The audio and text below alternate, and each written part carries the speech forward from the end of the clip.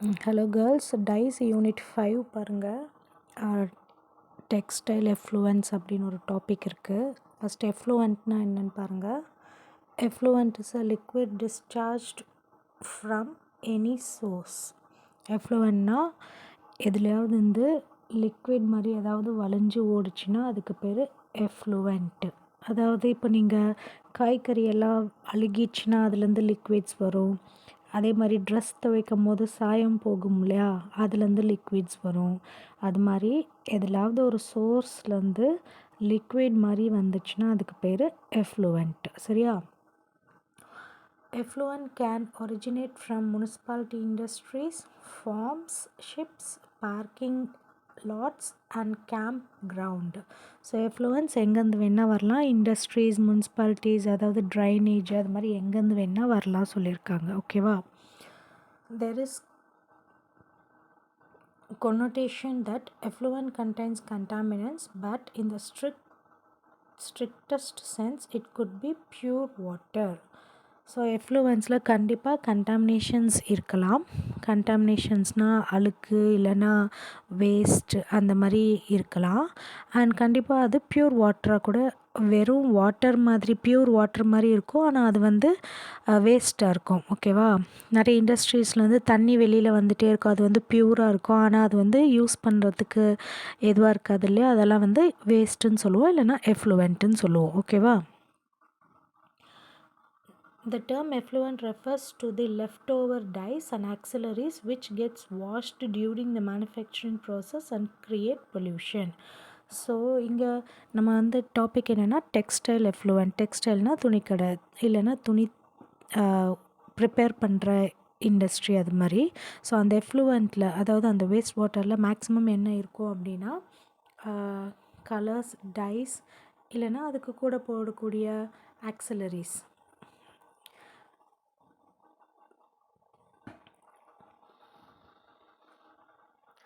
So first எஃப்ளூவன்ஸ்க்கு என்னென்ன characteristics இருக்குது, அதாவது எஃப்ளூவன்ஸ் பார்க்க எப்படி இருக்கும், அதுக்குள்ளே என்னென்ன இருக்கும், அந்த மாதிரி பார்க்கலாம்.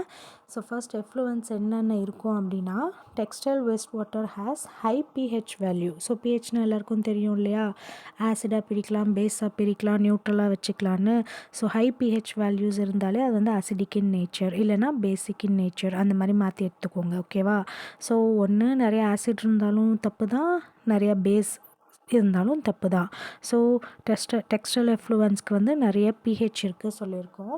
High concentration of suspended solids, chlorides, nitrates, metals like manganese, sodium, lead, copper, chromium, iron and high BOD, COD values. So இந்த டெக்ஸ்டைல் எஃப்ளூவன்ஸில் நம்ம உடம்புக்கு ஒத்துக்காத கெமிக்கல்ஸ் நிறைய இருக்குதுன்னு சொல்லியிருக்காங்க. ஓகேங்களா? அண்ட் மேக்ஸிமம் இந்த தண்ணி, இந்த வேஸ்ட் வாட்டர் எப்படி இருக்குன்னா டார்க் ப்ரௌன் கலரில் தான் இருக்கும். இதை தான் நம்ம என்னன்னு சொல்கிறோன்னா எஃப்ளூவன்ட், இல்லைனா வேஸ்ட் வாட்டர் ஃப்ரம் டெக்ஸ்டைல்ஸ். ஓகேங்களா? அண்டு இந்த எஃப்ளூவன்ஸில் என்னென்ன இருக்குது அப்படின்னா, எதை டிபெண்ட் பண்ணி இருக்குது அப்படின்னா pH, temperature, total suspended solid, total dissolved solid, biological oxidation demand, chemical oxidation demand. So இந்த எஃப்ளூவன்ஸில் மேக்ஸிமம் நம்ம ஃபஸ்ட் என்ன பார்த்தோம், நிறைய பிஹெச் இருக்கும்னு சொல்லியிருக்கோம். அந்த பிஹெச் யாரை டிபெண்ட் பண்ணியிருக்கோன்னா டெம்பரேச்சரை டிபெண்ட் பண்ணியிருக்கோம். ஸோ நிறைய படங்கள்லாம் காட்டுவாங்க இல்லையா, இந்த இண்டஸ்ட்ரீஸ்லேருந்து வர வேஸ்ட் வாட்டர்லாம் குளத்துல போய் விழுந்து குளம் வந்து நிறைய கொதிக்க ஆரம்பிக்கும், தண்ணி தீப்பிடிக்க ஆரம்பிக்கும், அந்த மாதிரி. ஸோ டெம்பரேச்சர் டிபெண்ட் வேஸ்ட் எஃப்ளூவன்ட்டும் இருக்குது. அதே மாதிரி டோட்டல் சஸ்பெண்டட் சாலிட்ஸ், அதாவது ரொம்ப சாலிட் நிறைய கலந்து வந்து விழுற எஃப்ளூவன்ட்டு, அதாவது நிறைய கட்டி கட்டியாக வந்து விழுற எஃப்ளூவன்ட்டு. டோட்டல் டிசால்வ்டு சாலிட்ஸ்னால் தண்ணியாகவே வரும், பட் வேஸ்ட் வாட்டராக வரும். சரியா? Then biological oxygen demand and chemical oxygen demand. So அதுலேருந்து வர ஆக்சிஜன் வந்து நமக்கு ஹெல்ப் பண்ணுதா இல்லையா அப்படின்னு பொறுத்தும் அதோட வேஸ்ட் இருக்குது சொல்கிறாங்க. ஓகேங்களா? அண்டு இந்த நம்மளோட வேஸ்ட் வாட்டரை நம்ம வந்து 4 டைப்பாக கேட்டகரைஸ் பண்ணியிருக்கோம். ஒன்று வந்து ஹார்ட் டு ட்ரீட். அதாவது இந்த வேஸ்ட்டை வந்து நம்மளால் ட்ரீட் பண்ணவே முடியாது. என்ன பண்ணாலும் அதை ரீசைக்கிள்லாம் பண்ணி வாட்டர் யூஸ் பண்ணுறோம் இல்லையா, அந்த மாதிரிலாம் எதுவுமே பண்ண முடியாமல் hard to treat waste water. இதுதான் நிறைய படத்தில் இந்த இண்டஸ்ட்ரீஸ்லாம் மூடணும் அப்படின்னு நிறைய பேர் போராட்டம்லாம் பண்ணுவாங்க இல்லையா, அந்த மாதிரி ட்ரீட்மெண்ட், அந்த மாதிரி வேஸ்ட் வாட்டர் வர்றதையெல்லாம் நம்ம என்ன சொல்கிறோன்னா ஹார்டு டு ட்ரீட். இது என்ன பண்ணாலும் நம்மளால் ஒன்றுமே பண்ண முடியாது. So this category of waste includes those that are persistent, resist treatment or interfere with the operation of waste treatment facilities. So இதெல்லாம் வந்து எதுக்குமே அசைஞ்சு கொடுக்காதது. பர்சிஸ்டன்ட்னா என்ன பண்ணாலும் அப்படியே இருக்கும். அதே மாதிரி ரெசிஸ்ட் ட்ரீட்மெண்ட், நம்ம என்ன ட்ரீட்மெண்ட் கொடுத்தாலும் அதை தாக்கு பிடிக்கும், அந்த மாதிரி இருக்கும். நான் biodegradable organic or inorganic materials are the chief sources of waste which contains colors, metals, phenols, certain surfactants, toxic organic compounds, pesticides and phosphates.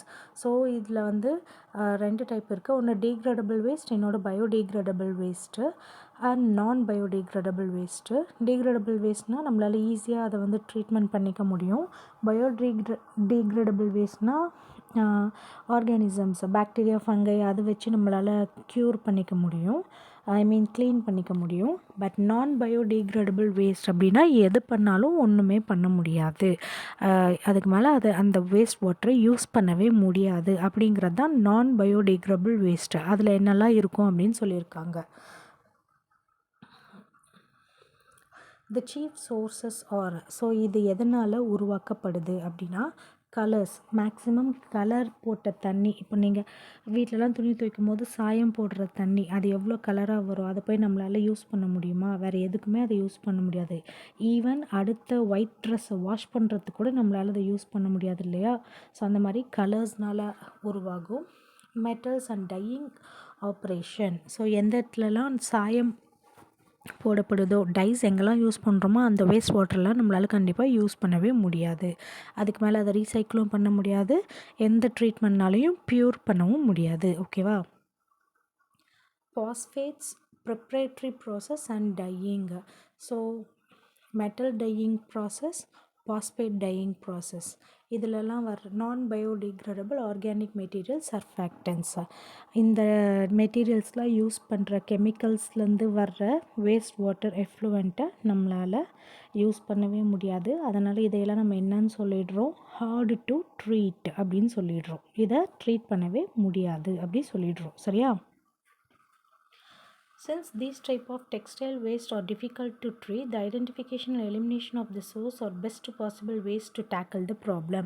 So இதுலேருந்து நம்ம எப்படி தப்பிக்கலாம் அப்படின்னா, இதையெல்லாம் நம்ம ஐடென்டிஃபை பண்ணி இந்த கலர்ஸ், இந்த டைஸ் எல்லாம் யூஸ் பண்ணால், இந்த பாஸ்பேட், இந்த கெமிக்கல்ஸ், மெட்டல்ஸ்லாம் யூஸ் பண்ணால் நமக்கு ரொம்ப டாக்ஸிக் அப்படின்னு தெரிஞ்சிச்சுன்னா, அதாவது நமக்கு ரொம்ப கேடு விளைவிக்கும் அப்படின்னு தெரிஞ்சிச்சுன்னா அதெல்லாம் யூஸ் பண்ணாமல் இருக்கிறது தான் ஒரே ஒரு வழி அப்படி சொல்கிறாங்க. ஓகேவா? தென் நெக்ஸ்ட் வந்து டாக்ஸிக் வேஸ்ட் அப்படின்னு சொல்கிறோம். ஃபஸ்ட் ஒன் வந்து ட்ரீட் பண்ணவே முடியாத வேஸ்ட்டு, செகண்ட் ஒன் வந்து டாக்ஸிக் வேஸ்ட்டு. ஸோ இது வந்து these waste are subgroup of hard to treat. இதுவுமே ட்ரீட் பண்ணவே முடியாது அப்படிங்கிற ஒரு கேட்டகரியில் வரும் அப்படின்னு சொல்கிறாங்க. But owing to their substantial impact of environment, they are treated as separate class in textiles, hazardous or toxic waste. But இது வந்து டாக்ஸிக் வேஸ்ட்டுன்னு தனியாகவே நம்ம பிரிச்சுக்கிறோம். அதாவது ட்ரீட் பண்ண முடியாததில் டாக்ஸிக், நான் டாக்ஸிக் இருக்கிற மாதிரி தனித்தனியாக பிரித்து வச்சுக்கிறோம். சரியா? ஸோ இது எதனாலலாம் உருவாகும் அப்படின்னா மெட்டல்ஸ். ஸோ எந்த டெக்ஸ்டைல் வேஸ்ட்லாம் மெட்டல்ஸ் இருக்கோ அதையெல்லாம் நம்ம டாக்ஸிக்னு சொல்லிக்கலாம். And chlorinated solvents. ஸோ எங்கெல்லாம் குளோரின் பவுடரை யூஸ் பண்ணி நம்ம ப்ளீச்சிங் அந்த மாதிரிலாம் பண்ணுறோமோ அந்த வாட்டர்லாம் கூட நம்ம டாக்ஸிக் வேஸ்ட் அப்படின்னு சொல்லிக்கலாம். Non biodegradable or volatile organic material. So நிறைய ஆர்கானிக் மெட்டீரியல்ஸ் இருந்துச்சுன்னா அதையெல்லாம் நம்மளால் பயோடிகிரேட் பண்ண முடியாது. பயோடிகிரேடபிள்னால் பயோ ஆர்கானிசம்ஸ் வச்சு, அதாவது பாக்டீரியா, ஃபங்கை வச்சு நம்மளால் ட்ரீட் பண்ண முடியாது. ஓகேவா? Some of these materials often are used to non-purpose applications such as machine cleaning. So இதெல்லாம் மேக்ஸிமம் எங்கே பண்ணுறோன்னா மெஷின் க்ளீனிங்கில் பண்ணுறோம். அதாவது சோப், டிஷ்வாஷ் பார் அந்த மாதிரி. ஸோ நல்லா யோசிச்சு பாருங்கள், இப்போ சோப்பு தண்ணி அதெல்லாம் உங்களால் யூஸ் பண்ண முடியுமா? அது சப்போஸ் குழந்தைங்கலாம் குடிச்சிட்டா நம்ம என்னன்னு சொல்கிறோம், அதெல்லாம் பாய்சன் அந்த மாதிரி சொல்கிறோம் இல்லையா? ஸோ அதை தான் நம்ம டாக்ஸிக் வேஸ்ட்டில் வச்சுருக்கோம். சரியா? And third one high volume waste. இது என்னன்னு பாருங்கள். Large volume of waste in sometimes is a problem for textile processing unit. Most common large volume waste includes. Large volume அப்படின்னா இப்போ ஒரு தண்ணி வந்து வேஸ்ட்டாக வருது, அதனால் உங்களால் ப்யூர் பண்ண முடியும் அப்படின்னு ஒரு மிஷின் நீங்கள் கண்டுபிடிச்சிருக்கீங்க அப்படின்னாலும், லார்ஜ் வால்யூம் நிறைய வால்யூமாக வந்துச்சுன்னா, அதாவது ஒரு டம்ளர் தண்ணியை உங்களால் ப்யூரிஃபை பண்ண முடியும், பட் ஒரு டேங்க் தண்ணி வேஸ்ட் ஆச்சுன்னா உங்களால் எப்படி ப்யூரிஃபை பண்ண முடியும்? அந்த மாதிரி லார்ஜ் வால்யூமில் வர்ற வேஸ்ட்டை உங்களால் ப்யூரிஃபை பண்ண முடியலன்னா அது வந்து ஹை வால்யூம் வேஸ்ட்டுன்னு சொல்லிடுறோம். இது என்னெல்லாம் இருக்கும் அப்படி எங்கெல்லாம் இருந்து வரோன்னா, high volume of waste water, wash water from preparation and continuous dyeing process and alkaline waste from preparatory process. So இதுவுமே டையிங் இண்டஸ்ட்ரீஸ்லேருந்து வர வேஸ்ட் வாட்டர்னு சொல்லிக்கிறாங்க. ஓகேவா? Batch dye waste containing large amount of salt, acid or alkali. So இதுவுமே dyeing ப்ராசஸ்லேருந்து வர்ற waste waters தான். These waste sometimes can be reduced by recycle or reuse as well as by process and equipment modification. So இந்த waste வாட்டர்ஸ்லாம் sometimes நம்மளால் reuse பண்ண முடியும். Suppose நீங்கள் ஒரு ட்ரெஸ்ஸுக்கு ப்ரௌன் கலர் போட்டுறீங்கன்னா அதோட வேஸ்ட் வாட்டர் ப்ரௌன் கலரில் வந்துச்சுன்னா, அடுத்த இன்னொரு ட்ரெஸ்க்கு நீங்கள் லைட் ப்ரௌன் கலர் எதாவது போட வேண்டியிருக்கும். அந்த மாதிரினா அதுக்கு நீங்கள் சம்டைம்ஸ் ரீயூஸ் பண்ணிக்கலாம், ஆனால் எஃபெக்டிவாக இருக்காது சொல்லியிருக்காங்க. ஓகேவா? Then last one disposable waste. Waste stream from continuous operation, அதாவது preparatory, dyeing, printing, finishing. So நிறைய ப்ராசஸ் இருக்குது. ஃபஸ்ட் ஒன் ப்ரிப்ரேஷன், அதாவது ஒரு துணியை சாயம் போடுறதுக்கு முன்னாடி எப்படியெல்லாம் ப்ரிப்பேர் பண்ணுவாங்க, அதாவது நூலாக சேர்த்து ப்ரிப்பேர் பண்ணுறது, அதுக்கப்புறம் அதுக்கு கலர் அடிக்கிறது, அதுக்கப்புறம் அதுக்கு மேலே பிரிண்ட் போடுறது, தென் லாஸ்ட் ஃபினிஷ் பண்ணுறது. இந்த மாதிரி ஒவ்வொரு இடத்துலையும் நிறைய வேஸ்ட் வரும். அதெல்லாம் வந்து ப்ரிப்ரேட்ரி வேஸ்ட்டுன்னு சொல்லுவோம், இல்லைனா waste stream from continuous operation, ஒவ்வொரு ஆப்ரேஷன்லேயும் வர வேஸ்ட்டுன்னு சொல்லுவோம். Then print paste, printing, screen squeeze and drum cleaning. So நம்ம ஒவ்வொரு பிரிண்ட் அச்சு போடும்போதும் அந்த ஒரு பேப்பரில் ஒரு டிசைன் இருக்கும், அந்த டிசைனை நம்ம ட்ரெஸ் மேலே வச்சுட்டு பெயிண்ட்டை வந்து ஃபுல்லாக பூசிடுவோம். அச்சு எங்கே இருக்கோ அந்த இடம் மட்டும்தான் பெயிண்டில் விழும், இது எல்லாமே பேப்பரில் தான் இருக்கும். அது எல்லாமே நம்ம என்னன்னு சொல்லிடுவோம், வேஸ்ட்டுன்னு சொல்லி எடுத்துருவோம். ஓகேவா? நெக்ஸ்ட்டு லிண்ட்னா இந்த நூல் வந்து உருண்டையாக வரும் இல்லையா? சில ட்ரெஸ்லாம் நாளாக துவைக்க ட்ரெஸ்ஸில் உருண்டையாக வந்துடும் இல்லையா? அதெல்லாம் லிண்ட்டு. ஸோ அதையுமே நம்ம வேஸ்ட்டுன்னு தான் சொல்லுவோம், டெக்ஸ்டைல் வேஸ்ட்டுன்னு தான் சொல்லுவோம். ஓகேவா? Solvents from machine cleaning. So மெஷினை க்ளீன் பண்ணிவிட்டு ரிமைனிங் இருக்கிற சால்வெண்ட்டு, அதாவது இப்போ எதையாவது க்ளீன் பண்ணால் அடியில் நமக்கு தூசி மாதிரியெல்லாம் தங்கும் இல்லையா? ஃபார் எக்ஸாம்பிள் வீட்டில் சிங்க்கெல்லாம் வாஷ் பண்ணுவோம், அந்த சிங்க் ஓட்டையில் கொஞ்சம் எதாவது இருக்கும் இல்லையா? அதுக்கு பேர் சால்வெண்ட்டு. அதே மாதிரி தான் மெஷின்லேயும் நீங்கள் ஃபுல்லாக அலசி எடுத்த அப்புறமா கீழே கொஞ்சமாக இருக்கும் இல்லையா? அதெல்லாம் வந்து சால்வெண்ட்டு. ஸோ அந்த சால்வெண்ட்டையும் நம்ம என்னன்னு சொல்லலாம், வேஸ்ட்டுன்னு சொல்லலாம். சரியா? Still bottom from solvent recovery. இதுவும் அதே தான். நீங்கள் வாஷிங் மிஷின்லலாம் லாஸ்ட்டில் ஒரு குட்டி பேக் மாதிரி கொடுத்துருப்பாங்க, அதெல்லாம் வெளியில் எடுத்திங்கன்னா அதுக்குள்ளே நிறைய சால்வெண்ட்ஸ் இருக்கும், அதெல்லாம் சால்வெண்ட் ரெக்கவரின்னு சொல்லிப்பாங்க. Batch dumps of unused processing. So நிறைய நாள் ஆன ட்ரெஸ்ஸஸையும் நம்ம வேஸ்ட்டுன்னு வெளியில் போட்டுருவோம் இல்லையா?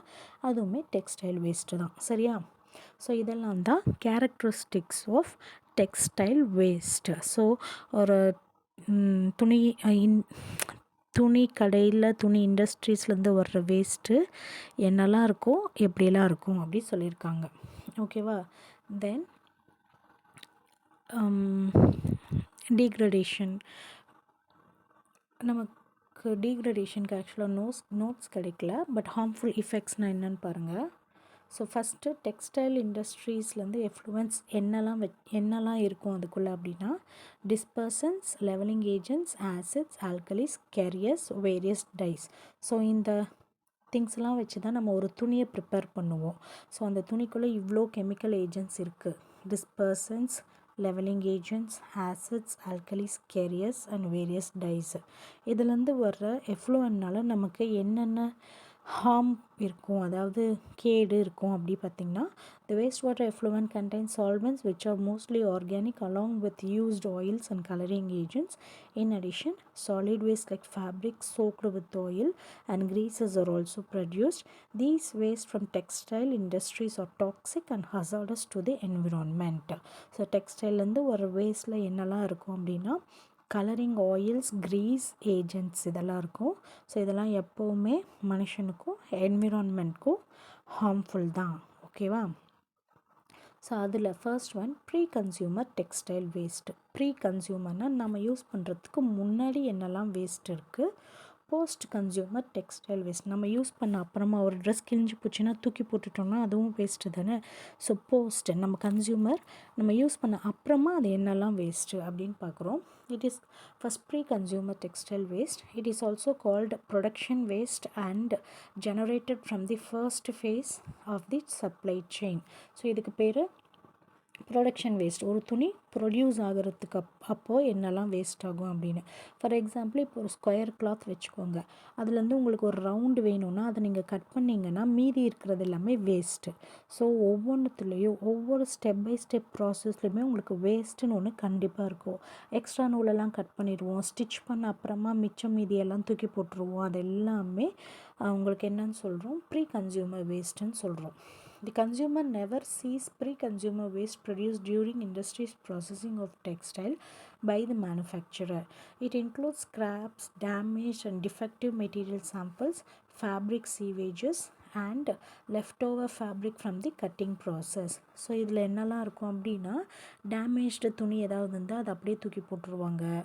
அதே மாதிரி left over fabric from cutting, அதாவது நமக்கு தேவையான ஷேப்பை வச்சு மீதி கட் பண்ணுற எல்லாமே லெஃப்ட் ஓவர் கட்டிங் தான். ஓகேவா? On an average, about 15% of fabric used by the government production is cut, discarded and wasted. So maximum 15% துணி நம்ம ட்ரெஸ்ஸாக மாறுறதுக்கு முன்னாடியே வேஸ்ட்டாக போயிடுதுன்னு சொல்கிறோம். These fabric are made from 100% degradable material like cotton, linen, silk into a value added product. So ஸ்டார்டிங்கில் இது எப்படி இருக்கும்னா எந்த ஒரு சாயம் பூசாமல் எந்த ஒரு வேல்யூ ஆடட் ஏஜென்ட்ஸ் போடாமல் இல்லை கெமிக்கல்ஸ், ஆசிட்ஸ், ஆல்கலைஸ் இதுலேருந்தான் முக்கி எடுக்கிறதுக்கு முன்னாடியே அதை வந்து நம்ம வேஸ்ட்டுன்னு எடுத்துடுறோம். ஸோ அது எப்படி இருக்கும்னா பயோடிகிரேடபிளாக தான் இருக்கும் கண்டிப்பாக. ஓகேங்களா? Synthetic textiles can be upcycled into composites and building blocks to be used in construction or soundproofing applicants. So இந்த மாதிரி சிந்தட்டிக் வேஸ்ட்லாம் நீங்கள் எடுத்து ரீசைக்கிள் பண்ணி அதை வந்து வேறு எங்கேயாவது யூஸ் பண்ணிக்கலாம் அப்படி சொல்கிறாங்க. அண்ட் போஸ்ட் கன்சியூமர் டெக்ஸ்டைல் வேஸ்ட்டில் என்ன சொல்கிறாங்கன்னா these are household articles or garments that the owner does not require any more and discards. So நமக்கு ஒரு துணி தேவைன்னா, அதாவது வீட்லேயும் சரி வெளியிலையும் சரி இல்லை கடைகள்லேயும் சரி இதுக்கு மேலே இந்த துணி தேவைப்படாது, யூஸ் ஆகாது அப்படின்னு தூக்கி போடுறதுக்கு பேர் தான் post consumer waste. The out of fashion damaged clothes with fitting issues come under this category. So அது ஏதாவது டேமேஜ் கிழிஞ்சிச்சினாலோ இல்லை உங்களுக்கு பத்தாமல் போச்சுனாலோ அதெல்லாம் நம்ம அன்யூஸ்டு கிளாத்துன்னு சொல்லிடுறோம்.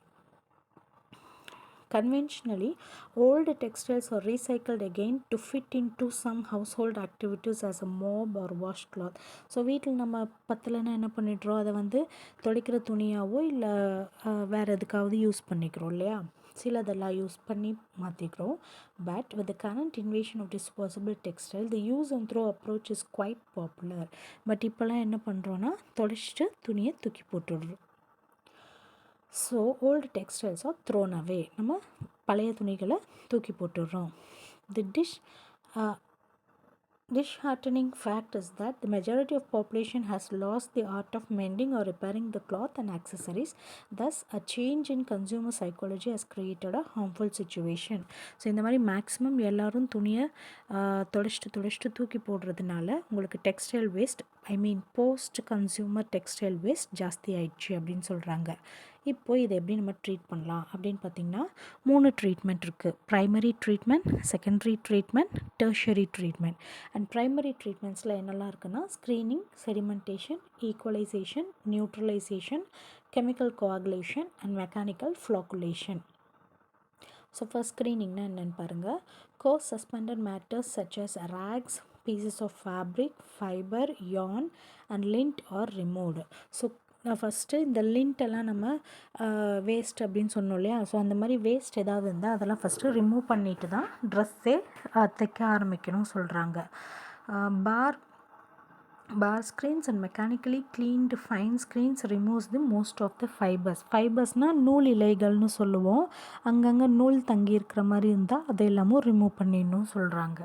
The suspended fibers have been removed prior to secondary biological treatment, otherwise they may affect the secondary treatment system. So ப்ரைமரியாக ஒரு துணியை நம்ம ட்ரீட் பண்ணுறதுக்கு முன்னாடி என்ன ப்ராசஸ்லாம் பண்ணணும் அப்படின்னா, ஒரு ட்ரெஸ்ஸில் ஒரு ஷர்ட் மாதிரி எடுத்துக்கோங்க. அதில் நூலாக ஏதாவது இருந்துச்சுன்னா அதெல்லாம் ரிமூவ் பண்ணிடணும். உருண்டையாக இருந்துச்சுன்னா அதெல்லாம் ஏதோ ரிமூவ் பண்ணிடணும். ஸோ லிண்ட்டு, ஃபைபர்ஸ் இதெல்லாம் நம்ம ரிமூவ் பண்ணிடணும். அப்படி இல்லைன்னா செகண்டரி ப்ராசஸ் போகும்போது அது பிரச்சனை ஆகிடும் சொல்கிறாங்க. They are reported as clogged trickling filters, seals or carbon beads. So இதை நம்ம கெமிக்கலாக எப்படி சொல்லணும்னா ட்ரிக்லிங் ஃபில்டர்ஸ்ன்னு சொல்லலாம், இல்லைன்னா பீட்ஸுன்னு சொல்லலாம், இல்லைன்னா கார்பன் பீட்ஸுன்னு சொல்லலாம். சரியா? இது வந்து ஸ்க்ரீனிங். ஃபஸ்ட்டு உள்ளே என்னெல்லாம் அழுக்கு இருக்குது அப்படின்னு பார்க்குறதுக்கு பேர் ஸ்க்ரீனிங். அடுத்தது sedimentation. The suspended matter in textile effluent can be remove efficiently and economically by sedimentation. So ஒரு ட்ரெஸ்ஸை நம்ம செடிமெண்டேஷன் மூலமாக க்ளீன் பண்ணலாம் அப்படி சொல்கிறாங்க. This process is particularly useful for treatment of waste containing high percentage of suitable solids and when the waste is subjected to combined treatment with sewage. So இது எப்போ use ஆகும் அப்படின்னா சாலிட்ஸ் நிறையா இருந்தால் யூஸ் ஆகும். ஒரு ட்ரெஸ்ஸில் நிறைய மண், கரை இந்த மாதிரி ஒட்டி இருந்துச்சுன்னா நீங்கள் செடிமெண்டேஷன் ப்ராசஸ் மூலமாக அதை ரிமூவ் பண்ணிக்கலாம். அதாவது ஊற வச்சிங்கன்னா அதில் இருக்க மண் சாலிடெல்லாம் உங்களுக்கு கீழே செடிமெண்ட் ஆயிடும். சரிங்களா? The sedimentation tanks are designed to enable smaller and lighter particles to settle under gravity. So gravity அப்படின்னா புவியீர்ப்பு விசை. நீங்கள் வந்து ஒரு தண்ணியில் மண் இருக்கிற ட்ரெஸ்ஸை முக்கும் போது மண்ணெல்லாம் எந்த ப்ராசஸ் மூலமாக கீழே போகுதுன்னா கிராவிட்டி ப்ராசஸ் மூலமாக. ஆமாம் தானே?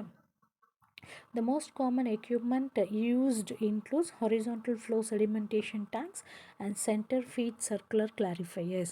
ஸோ இதில் யூஸ் பண்ணுற மெஷின்ஸ்க்கு பேர் சொல்கிறாங்க. ஒன்று வந்து sedimentation tank, horizontal flow sedimentation tank, இன்னொன்று centre feed circular clarifiers. The settled sludge is removed from the sedimentation tank by mechanical scraping into hoppers and pumping into subsequently. So இந்த கீழே தங்குற மண்ணெல்லாம் நம்ம எப்படி ரிமூவ் பண்ணலாம் அப்படின்னா மெக்கானிக்கல் ஸ்க்ராப்பிங் மூலமாக ரிமூவ் பண்ணலாம் சொல்கிறாங்க. Then third, equalization. Effluent streams are collected into sump pit. Sometimes mixed effluent are stirred by rotating agitator or by blowing compressed air from below. The pit has a conical bottom for enhancing the settling of solid particles. So இது வந்து ஒரு சம்பு பிட்டு மாதிரி இருக்கும்னு சொல்கிறாங்க. அதாவது ஒரு குழிக்குள்ளே தண்ணி இருக்கிற மாதிரி சொல்கிறாங்க. அதில் துணியை போட்டு உடனே நல்லா சுற்றும் சொல்கிறாங்க. லைக் வாஷிங் மிஷின் தான். ஒரு குழிக்குள்ளே தண்ணி இருக்கும், அதுக்குள்ளே நம்ம ட்ரெஸ் எல்லாம் இல்லை வேஸ்ட் வாட்டர்லாம் போட்டோன்னே அது ஃபுல்லாக சுத்தமா. அப்போ என்ன நடக்கும்னா வேஸ்ட் பார்ட்டிகல்ஸ் ஏதாவது இருந்துச்சுன்னா அதெல்லாம் வந்துட்டு ஒரு ஓரமாக போய் செட்டில் ஆகிடும். ஓகேங்களா? Next neutralisation.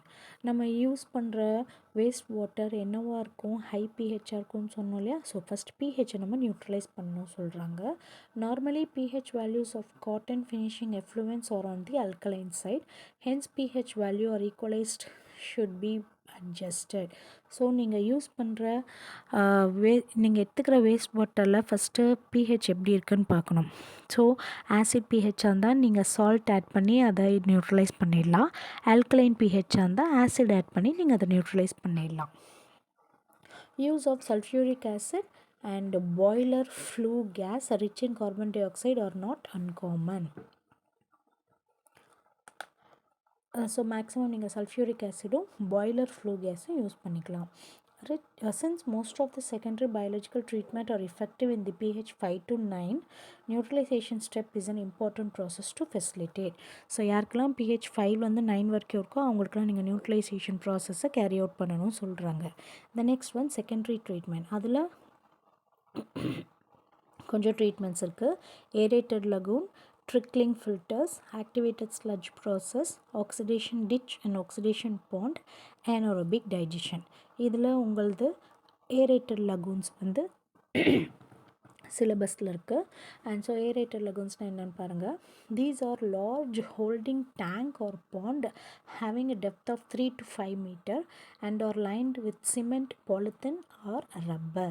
ஸோ இது வந்து ஒரு பெரிய டேங்க் மாதிரி ஒன்று இருக்குது. அது வந்து எவ்வளோ இருக்கும்னா 3 to 5 மீட்டர் டீப்பாக இருக்கும், குழி மாதிரி இருக்கும். அண்ட் எதால் மேக் பண்ணியிருப்போம், கட்டியிருப்போம் அப்படின்னா சிமெண்ட்னாலேயோ பாலித்தீன்னாலேயோ இல்லை ரப்பர்னாலேயோ அதை வந்து கட்டி வச்சுருப்போம், அதாவது அந்த டேங்க்கு. ஓகேவா? The effluents or primary treatment process are collected in these tanks and or aerated with mechanical devices such as floating aerators or about 2 to 6 days. So இந்த டேங்க்கில் நம்ம எந்த வேஸ்ட் வாட்டரை ட்ரீட் பண்ணணுமோ அந்த வேஸ்ட் வாட்டரை போட்டு 2 to 6 நாள் வரைக்கும் அதை ஏரேட் பண்ணணும், அதாவது ஏர் ப்ளோ பண்ணிக்கிட்டே சுற்றிக்கிட்டே இருக்கணும் சொல்கிறாங்க. During this time, a healthy flocculant sludge is formed which brings about oxidation of dissolved organic matter. So இந்த மாதிரி ப்ராசஸில் என்ன நடக்கும்னா சாலிட் பார்ட்டிகல்ஸ் ஏதாவது இருந்துச்சுன்னா அதெல்லாம் கீழே சேறு சகதி மாதிரி செட்டில் ஆகிடும். அதுக்கு பேர் ஸ்லட்ஜ். ஓகேவா? BOD removal to extent of 99% could be achieved with efficient operation. So biological oxygen ஏதாவது இருந்துச்சுன்னா 99% இந்த ஏரேட்டட் லகூன்ஸ் மூலமாக ரிமூவ் பண்ணிடலாம் சொல்கிறாங்க. The major disadvantages are the large space requirement and the bacterial contamination of the lagoon effluent, which necessitates further biological purification. சில பெரிய drawback என்ன அப்படின்னா இதுக்கு பெரிய இடம் தேவைப்படுது. ஒரு 3 to 5 மீட்டர் டெப்த் இருக்கிற ஒரு பெரிய டேங்க் வைக்கிறதுக்கு இடம் நிறைய தேவைப்படும். அண்ட் அதே மாதிரி கீழே சேறு சகதியெல்லாம் செட்டில் ஆகும் இல்லையா, அதெல்லாம் க்ளீன் பண்ணுறதுக்கு நிறைய நேரம் ஆகும் சொல்கிறாங்க. அண்ட் அடுத்த process oxidation bond. An oxidation pond is a large shallow pond wherein sublimation, stabilization of organic matter in the waste is brought about mostly by bacteria and to some extent by protozoa. So ஒரு bond, ஒரு குளம் மாதிரி வெட்டிட்டு அதில் நம்மளோட waste water எல்லாம் ஊற்றிட்டு அதில் வந்து பாக்டீரியா இல்லை புரோட்டோசோவா அதெல்லாம் கொஞ்சம் ஏதாவது நுண்ணுயிரிகள் ஏதாவது கொஞ்சம் போட்டுட்டோன்னா அது வந்து வாட்டரை க்ளீன் பண்ணி கொடுத்துரும் அப்படி சொல்கிறாங்க. ஸோ மேக்ஸிமம் எல்லோரும் தண்ணியில் ஃபிஷ் எதுக்கு பாசை படிஞ்ச தண்ணியில் ஃபிஷ் எதுக்கு வளர்க்குவாங்கன்னா ஃபிஷ் அந்த பாசையெல்லாம் சாப்பிட்டுடும், அப்படி சாப்பிட்டு க்ளீன் ஆகிடும் அப்படிங்கிறதுக்காக தான் மேக்ஸிமம் வளர்க்குவாங்க. அந்த மாதிரி நம்ம வந்து நுண்ணுயிரிகள் வச்சு ஒரு வாட்டரை க்ளீன் பண்ணோன்னா அது வந்து ஆக்சிடேஷன் பாண்டுன்னு சொல்கிறோம். ஓகேங்களா? The oxygen requirement for the metabolism is provided by algae present in the pond. The algae in turn utilizes the carbon dioxide released by the bacteria for the photosynthesis. So இந்த இடத்துல என்ன வளரும்னா algae வளரும். எது மூலமாக வளரும்னா bacteria கொடுக்குற oxygen மூலமாக வளரும். And intern plans எல்லாம் உங்களுக்கு கார்பன் டை ஆக்சைடு கொடுக்கும் இல்லையா, அந்த கார்பன் டை ஆக்சைடை வந்து ஆல்கே தன்னோட ஃபுட்டை ப்ரொடியூஸ் பண்ணிக்கிறதுக்கு யூஸ் பண்ணிக்கும் சொல்கிறாங்க. ஓகேவா? Oxidation pond is also called as waste stabilization pond. The next, anaerobic digestion. Sludge is watery residue from the primary sedimentation tank and humus tank from secondary treatment. So sludge நம்ம என்ன சொன்னோம், ஒரு aerated லகூனில் தண்ணியை போட்டு நல்லா ஏர் வச்சு சுற்றிக்கிட்டே இருந்தோன்னா கீழே ஸ்லட்ஜெல்லாம் செட்டில் ஆகும்னு சொன்னோம் இல்லையா, அந்த ஸ்லட்ஜை எடுத்து ட்ரீட்மெண்ட் பண்ணுறது செகண்டரி ட்ரீட்மெண்ட்டு அப்படி சொல்கிறாங்க. The constituents of the sludge undergo slow fermentation or digestion by anaerobic bacteria in a sludge digester. So அதை எடுத்து நம்ம ஸ்லட்ஜ் டைஜஸ்டரில் போட்டு ஒரு 7 to 8 pHல வச்சு ஒரு 30 டேஸ்க்கு அப்படியே விட்டுட்டோன்னா அது என்ன ஆகிடும் அப்படின்னா ஃபர்மெண்ட் ஆகி டைஜஸ்ட் ஆகிடும். அதாவது நுரைச்சி வந்து அப்படியே பாக்டீரியாஸ்லாம் உருவாகி அந்த பாக்டீரியாஸே அதையெல்லாம் சாப்பிட ஆரம்பிச்சிடும் சொல்கிறாங்க. ஓகேவா? தென் டெர்ஷரி ட்ரீட்மெண்ட்டில் நிறையா இருக்குது. Membrane technology, electrolytic precipitation and foam fractioning, electrochemical process, ion exchange method, photocatalytic degradation, adsorption, thermal evaporation, effluent treatment practices. So இதில் நம்ம சிலது மட்டும்தான் பார்க்க போகிறோம். First one, photocatalytic degradation, an advanced method to decolorize a wide range of dyes depending upon their molecular structure. So நம்ம வர்ற வேஸ்ட்டில் நிறைய metals கெமிக்கல்ஸ்லாம் இருக்கும்னு பார்த்தோம் இல்லையா? ஸோ ஒவ்வொன்றுத்துக்கும் மாலிகுலர் ஸ்ட்ரக்சர்னு ஒன்று இருக்கும். So depending upon the molecular structure யாருக்கு என்ன ட்ரீட்மெண்ட் வேணும் அப்படின்னு நம்ம ஃபஸ்ட் முடிவு பண்ணிக்கலாம்னு சொல்கிறாங்க. In this process, photoactive catalyst illuminates with UV light, generates highly reactive radical which can decompose organic compounds. So இந்த வேஸ்ட் வாட்டர் எஃப்ளூவெண்ட்டில் நம்ம என்ன பண்ணுறோன்னா ஒரு யூவி லைட்டை பாஸ் பண்ணுவோம். அப்போ என்ன நடக்கும்னா அதில் ஆர்கானிக் காம்பவுண்ட்ஸ் இல்லை கெமிக்கல்ஸ் ஏதாவது இருந்துச்சுன்னா அதெல்லாம் உடைய ஆரம்பித்து டீக்ரேட் ஆகிடும்னு சொல்கிறாங்க. ஓகேவா? அடுத்த மெத்தட் வந்து absorption. In this, the exchange of material at the interface between two immiscible phases in contact with one another. So, exchange of material ஒரு இடத்துலேருந்து இன்னொரு இடத்துக்கு எக்ஸ்சேஞ்ச் பண்ணும்போது நடக்கக்கூடிய அப்சார்ப்ஷன் தான் நடக்குது. அப்சார்ப்ஷன்னா என்ன? ஒரு லேயருக்கு மேலேயே தங்கிடுறதுக்கு பேர் அப்சார்ப்ஷன். அதாவது ஸ்பாஞ்சுக்கு மேலே சாக் பீஸ் பவுடர் தங்குற மாதிரி. ஓகேங்களா? இப்போ ஃபார் எக்ஸாம்பிள் நீங்கள் துணியில் ஒரு சேர் இருக்கிற தண்ணியை ஊற்றுறீங்க. அப்போ தண்ணியெல்லாம் கீழே வந்துடும், மேலே சேரெல்லாம் அப்சார்ப் ஆகிடும், மேலேயே தங்கிடும். அந்த மாதிரி ஒரு லேயர்லேருந்து இன்னொரு லேயருக்கு வாட்டரை ரிமூவ் பண்ணுற ப்ராசஸ்க்கு பேர் absorption.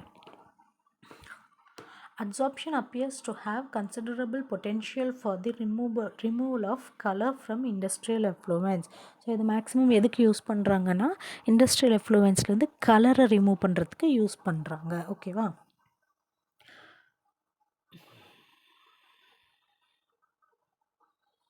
And electrochemical process.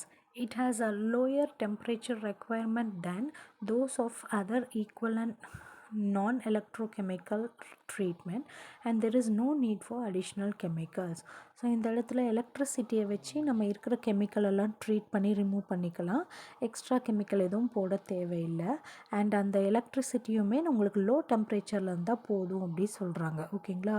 For example இப்போது ஒரு சில ஒயிட் ட்ரெஸ் எல்லாம் நம்ம ஹாட் வாட்டரில் துவைக்குவாங்க, வெள்ளாவி வச்சு வெளுக்குவாங்க இல்லையா?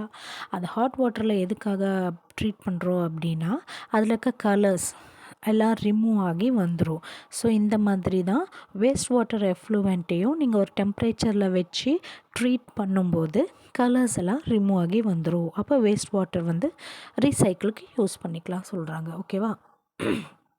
It also can prevent the production of unwanted side products, but if the suspended or colloidal solids were high concentration in wastewater, they impede the electrochemical reaction. அதுக்கப்புறமா இதில் வந்து நிறையா சாலிட் ப்ராடக்ட்ஸ் அந்த மாதிரிலாம் இருந்துச்சுன்னா உங்களுக்கு எக்ஸ்ட்ரா எலக்ட்ரோகெமிக்கல் ட்ரீட்மெண்ட்டும் வேணும் அப்படி சொல்கிறாங்க.